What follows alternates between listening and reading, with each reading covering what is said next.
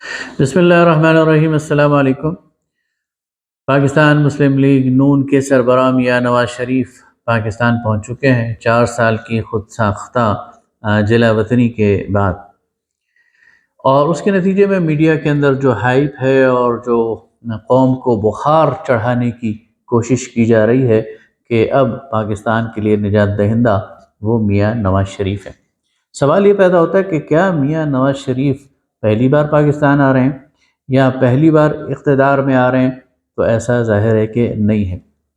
میاں نواز شریف کی اگر آپ اقتدار کے اندر تاریخ کو دیکھیں اور 1985 سے لے کر اور یہ 2023 ہے، تو ہمیں نظر آتا ہے کہ میاں نواز شریف صاحب 2 دفعہ پنجاب کے وزیر اعلیٰ رہ چکے ہیں،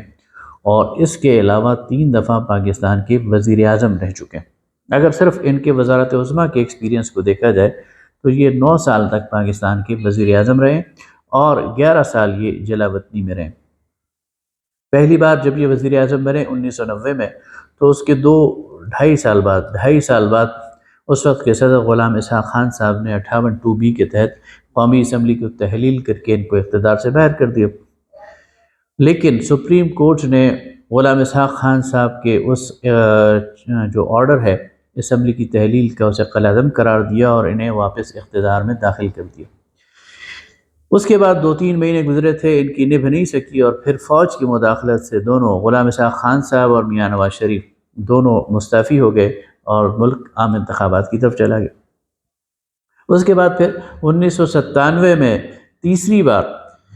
میاں نواز شریف صاحب کو اقتدار ملا۔ پہلی بار تو 90 میں ملا تھا، دوسری بار 92 میں سپریم کورٹ نے ان کو بحال کیا تھا، اور تیسری بار پھر یہ 1997 میں دوبارہ اقتدار میں آئے اور 2/3 اکثریت کے ساتھ آئے، لیکن ایک بار پھر ان کی اداروں کے ساتھ نہ نبھ سکی، اور 12 اکتوبر 1999 کو پرویز مشرف نے ان کو چلتا کر دیا۔ پھر یہ ایگزائل میں چلے گئے، اور پھر یہ 2013 میں چوتھی بار اقتدار میں آئے، ملک کے وزیر اعظم بنے اور ان کو ایک اکثریت ملی، لیکن 2017 میں پھر ایک عدالتی فیصلے کے نتیجے میں انہیں اقتدار سے باہر نکال دیا گیا، اور یہ پوچھتے رہ گئے کہ مجھے کیوں نکالا ہے۔ قرآن پاک میں اللہ تعالیٰ فرماتا ہے ما اصاب من مصیبت فبما کسبت ایدیکم، تمہیں جو بھی کوئی مصیبت پہنچتی ہے، تمہیں کوئی بھی جو گزند پہنچتی ہے، تو اس کی وجہ یہ ہے کہ یہ تمہارے اپنے اعمال کی سزا ہے، تمہارے اپنے ہاتھوں کی کمائی ہے۔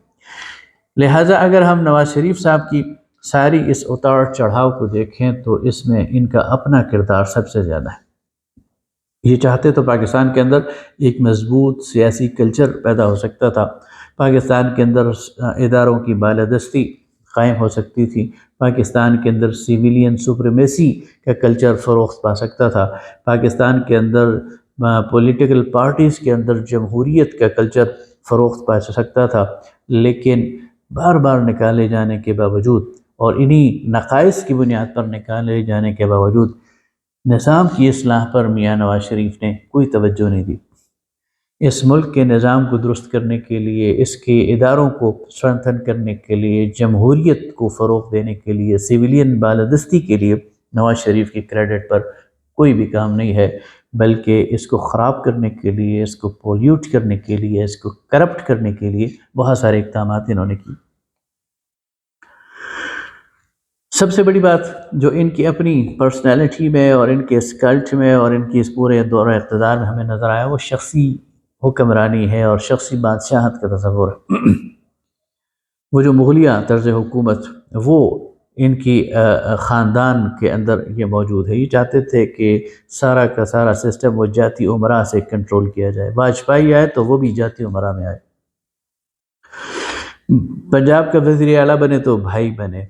مرکز میں نواز شریف بیٹھا ہو، ہر چیز ہر بندہ ان کے انگوٹھے کے نیچے ہو، ان کے خاندان کا ہو، ان کے خاندان سے وابستہ ہو، ان کے خاندان کا وفادار ہو۔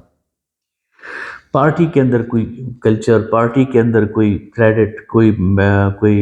اسے کہتے ہیں کہ میرٹ، اس کا کوئی تصور نہیں تھا، اور اس کے نتیجے میں ایک پارٹی کو انہوں نے ایک فیملی کلب بنا دیا، اور اس فیملی کلب نے پھر اس ملک کو چلایا، اور ان کے عزائم یہ تھے کہ اگلے 20-30 سال تک یہ اسی فیملی کلب کے ساتھ اس ملک کو چلائیں گے، لیکن اللہ تعالیٰ کے اپنے فیصلے تھے۔ ان کے اندر ایک اور چیز ہے، وہ خوشامد پسندی ہے اور چاپلوسی پسندی ہے۔ یہ اپنے قریب انہی لوگوں کو رکھتے ہیں جو واہ واہ کرتا ہو، جو کہ میاں صاحب آپ کے کیا کہہ رہے ہیں، میاں صاحب آپ کا ذوق بہت اچھا ہے، آپ کے کھانے کا ذوق بہت اچھا ہے، آپ کے پہننے کا ذوق بہت اچھا ہے۔ میں خود ایک محفل میں شریک رہا ہوں،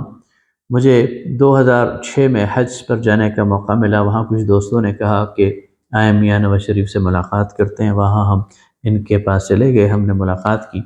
تو اس محفل سے اندازہ ہو گیا کہ میاں صاحب کس ذوق کے آدمی ہیں اور کس قسم کی باتوں کو پسند کرتے ہیں اور کس قسم کی باتوں کو ناپسند کرتے ہیں۔ ایک اور بات ان کی بھارت کے حوالے سے غیر معمولی لچک اور بھارت نوازی کی جو پالیسی ہے وہ بھی اس ملک کی، اس کی جو نظریاتی حدود ہیں، آپ نے دیکھا ہوگا کہ 1998 میں یہ اسلام آباد کے بجائے واجپئی کو لاہور لے کر آیا اور شاہی قلعے میں اس کو ریسیپشن دیا، اور اس قسم کی باتیں انہیں لگیں کہ آب و ہوا ایک ہے، زمین ایک ہے، پرندے آتے جاتے ہیں تو انسانوں کے درمیان لکیر کیوں ہے۔ گویا نظریہ ہے کہ پاکستان پر اور پاکستان کی جو بقا ہے اور پاکستان کی جو سالمیت ہے اس کے حوالے سے یہ بالکل ایک کمپرومائز کرنے پر تیار ہو گئے۔ کشمیر کے جو حال انہوں نے کیا وہ آپ کے سامنے، دینی شعائر کا انہوں نے مذاق اڑایا۔ 1997 میں جب انہیں 2/3 اکثریت ملی اور تیسری بار اقتدار میں آئے تو پہلی اسپیچ میں انہوں نے جمعہ کی چھٹی کو ختم کرنے کا اعلان کر دیا اور اتوار کی چھٹی کر دی، اور اس طرح ایک مسلمانوں کا جو دینی شعار ہے اس کا مذاق اڑایا۔ ان کی جو پہلا ٹینیور ہے اس میں انہی کی حکومت کی طرف سے، یعنی اس وقت وفاقی شرعی عدالت نے سود کی حرمت پر ایک بہت شاندار فیصلہ دیا۔ اس فیصلے کے خلاف ان کی حکومت سپریم کورٹ میں چلی گئی اور اس کو قلعدم قرار دینے کی کوشش کی، اور پھر وہ اپیل 20-25 سال تک سپریم کورٹ میں پینڈنگ رہی۔ گویا چاہے شعار اسلامی کی بات ہو، چاہے سود کی حکومت کی بات ہو، تو ان کی کوشش اور ان کا پڑھا ہمیشہ سیکولر لابی کی رہا ہے، بلکہ واضح طور پر یہ اپنے آپ کو سیکولر ثابت کرنے کی کوشش کرتے تھے، اور دشمن کو بھی اور دیگر ممالک کو بھی یہ واضح پیغام دینے کی کوشش کرتے تھے کہ یہ ایک بالکل براڈ مائنڈڈ اور نیا پاکستان اور سیکولر پاکستان اس کو چاہتے ہیں۔ انفراسٹرکچر پر تو بہت زور دیا، روڈ تو بنائے اور موٹر ویز تو بنائی اور بہت سارے منصوبے اس میں بلا شبہ انہوں نے کام کیا، لیکن ہیومن ریسورس ڈیولپمنٹ پر کوئی کام نہیں کیا، لوگوں کی زندگی کو بہتر بنانے کے لیے کوئی کام نہیں کیا، تعلیم کے نظام کو بہتر بنانے کے لیے کوئی کام نہیں کیا، ایک عام آدمی کی زندگی کی کوالٹی کو بہتر بنانے کے لیے کوئی کام نہیں کیا، نئی نسل کو صحیح رہنمائی اور تربیت کے لیے کوئی کام نہیں کیا، اور یہی وجہ ہے کہ وہ نئی نسل آج ان کے ہاتھ میں نہیں ہے بلکہ ان کی سب سے بڑی ناقد ہے، اور ان کے خلاف اس کو ووٹ دینا پڑتا ہے تو ووٹ دیتی۔ زراعت کی طرف بہت کم توجہ دی۔ زراعت کے حوالے سے پاکستان، اس کے اندر بہت زیادہ پوٹینشل ہے، پاکستان اس پورے علاقے کے لیے ایک گودام بن سکتا ہے اناج کا، لیکن پاکستان کبھی گندم کی کمی کا شکار ہو جاتا ہے، کبھی چینی کی کمی کا شکار ہو جاتا ہے، اور بہت سارے زرعی یہاں پر آفتیں آتی رہتی ہیں، تو زراعت کو انہوں نے بالکل اہمیت نہیں دی، اور زراعت کے لحاظ سے پاکستان بہت پیچھے چلا گیا۔ اور سب سے بڑی بات یہ ہے کہ مصنوعی طریقوں سے پاکستان کی معیشت کو کنٹرول کرنے کی کوشش کی، مصنوعی طریقے سے ڈالر کی قیمت کو کم رکھنے کی کوشش کی گئی، مصنوعی طریقے سے روپے کی قدر کو مضبوط رکھنے کی کوشش کی، اور اس کی وجہ ہے، اس کا نتیجہ ہے کہ جو ہی یہ جاتے ہیں وہ ساری کی ساری عمارت دھڑام سے گر جاتی ہے۔ یہ 93 میں گئے، دھڑام سے ساری عمارت گر گئی، یہ 99 میں گئے، دھڑام سے ساری عمارت نیچے گر گئی، یہ 2018 میں گئے، دھڑام سے ساری عمارت نیچے گر گئی۔ گویا یہ مصنوعی تنفس کے ذریعے، کچھ نمائشی اقدامات کے ذریعے اس معیشت کو بہتر بنانے کی کوشش یا دکھاوا کرتے ہیں، لیکن ایسے میں ہوتا نہیں ہے، اندر سے سارا سسٹم کھوکھلا ہوتا ہے، اور جو ہی یہ جاتے ہیں وہ سب کچھ آ کر زمین بوز ہو جاتا ہے۔ اب یہ کیا کر لیں گے؟ اب یہ کون سے وعدے اور کون سے نوید جاں فضا سنانا چاہتے ہیں، اور اس قوم کو اور کیا کس گرداب میں پھنسانا چاہتے ہیں؟ لیکن سب سے بڑی بات یہ ہے کہ پاکستان کے اندر کچھ نادیدہ قوتیں ایسی ہیں جو پلیئر بدل کر اصل میں اپنا کام نکالنا چاہتی ہیں۔ کل ان کے لیے لاڈلا وہ عمران خان نیازی تھا، اور اس کے گن گائے جا رہے تھے اور میڈیا پر اس کی ہائپ کریٹ کر دی گئی تھی، اور عمران خان گھر سے نکل گیا ہے اور گھر سے نکل رہا ہے اور بیٹھ گیا ہے اور اٹھ گیا ہے اور جلسے میں پہنچ گیا ہے اور چھینک مار لی ہے اور ناک صاف کر لی ہے اور دائیں طرف دیکھ لیا اور بائیں طرف دیکھ لیا ہے، اور اب وہی کام نواز شریف کے ساتھ کر رہے ہیں، لوگوں کے ذہنوں پر یہ الغار کر رہے ہیں، لوگوں کو ایک یعنی بمبارڈمنٹ کر رہے ہیں، بمباری کر رہے ہیں، اور لوگوں یعنی اس کو میں سمجھتا ہوں کہ یہ نفسیاتی دہشت گردی ہے کہ آپ عوام کو ایک چیز سراب بنا کر، ایک سراب کو ان کو حقیقت بنا کر ان کو پیش کر دیں، اور اتنا تیزی سے اسے اور اتنی بار بار اسے پیش کریں کہ لوگ اسے حقیقت ماننے پر مجبور ہو جائیں۔ یہ وہ المیہ ہے کہ یہ نادیدہ قوتیں، یہ محکمہ زراعت، یہ ادارے، یہ پاکستان کے عوام سے کھلواڑ کر رہے ہیں، یہ پاکستان کے عوام کو کبھی ایک کے پیچھے لگاتے ہیں، کبھی دوسرے کے پیچھے لگاتے ہیں۔ یہ دونوں ان کی کٹ پتلیاں ہیں، بلکہ اس دوران جتنے بھی پلیئرز ہیں، 2 یا 3 یا 4 جو بڑے بڑے ہیں، یہ سارے ان کی کٹ پتلیاں ہیں، ان کے لیے آگے بڑھتے ہیں، ان کے لیے پیچھے ہٹتے ہیں، اور پس پردہ ان کے مقاصد حاصل کرتے ہیں۔ پاکستانی عوام کو یہ بات سمجھ لینی چاہیے، پاکستانی عوام کو میڈیا کے اس ہائپ سے نکلنا ہوگا، پاکستانی عوام کو میڈیا کی اس بلیک میلنگ سے نکلنا ہوگا، اور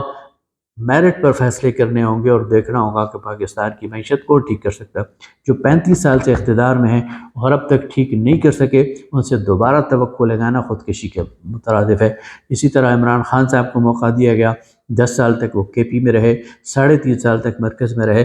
وہ بھی کچھ نہیں کر سکے۔ پیپلز پارٹی کی 3 دفعہ